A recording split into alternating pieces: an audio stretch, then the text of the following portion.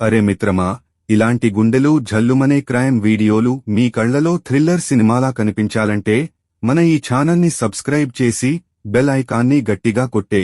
5 బిడ్డతో కలిసి తండ్రి సూసైడ్. పని దొరకక ఆర్థిక ఇబ్బందులు ఏర్పడడంతో మనస్తాపం. హైదరాబాద్ పేట్ బషీరాబాద్లో ఘటన. జీడిమెట్ల, వెలుగు. ఆర్థిక ఇబ్బందులు తట్టుకోలేక ఓ వ్యక్తి తన 5 కూతురుతో కలిసి చెరువులో దూకి ఆత్మహత్య చేసుకున్నాడు. ఈ ఘటన హైదరాబాద్ పేట్ బషీరాబాద్ పరిధిలో జరిగింది. ఎస్ఐ మహేశ్వర్రెడ్డి తెలిపిన వివరాల ప్రకారం లాల్ దర్వాజకు చెందిన అశోక్ 50, తన భార్య సోని 45, కూతురు దివ్య 5 తో కలిసి జీవనోపాధి కోసం వచ్చి బహదూర్పల్లిలోని ఇందిరమ్మ కాలనీలో ఉంటూ వంట పనులు చేస్తూ జీవనం సాగిస్తున్నాడు. 3 ఏళ్ల క్రితం బహదూర్పల్లిలో రోడ్డు దాటుతుండగా అతడి భార్య సోనిని లారీ ఢీ కొట్టడంతో ఎడమ కాలు పూర్తిగా తీసేయడంతో ఆమె వీల్చైర్కే పరిమితమైంది. దీంతో ఆమె ఇంట్లోనే ఉంటుండగా అశోక్ పని దొరకకపోవడంతో ఆర్థికంగా తీవ్ర ఇబ్బందులు పడుతున్నారు.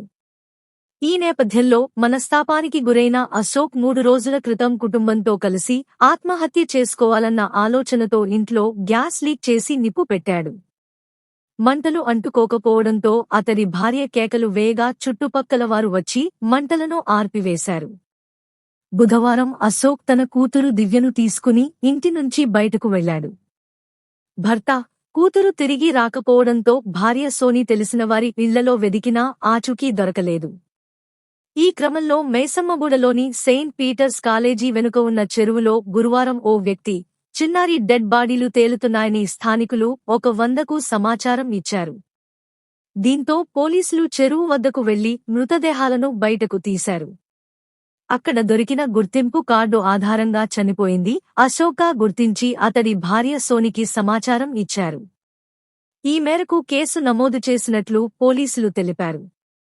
జాగ్రత్తలు మరియు సలహాలు. ఆర్థిక ఇబ్బందులు, మానసిక ఒత్తిడి ఎక్కువైనప్పుడు ఒంటరిగా నిర్ణయాలు తీసుకోకండి. కుటుంబ సభ్యులు లేదా స్నేహితులతో మాట్లాడండి. తెలంగాణ మానసిక ఆరోగ్య హెల్ప్ లైన్ 104. ఆత్మహత్య నివారణ హెల్ప్ లైన్ 91529887821104.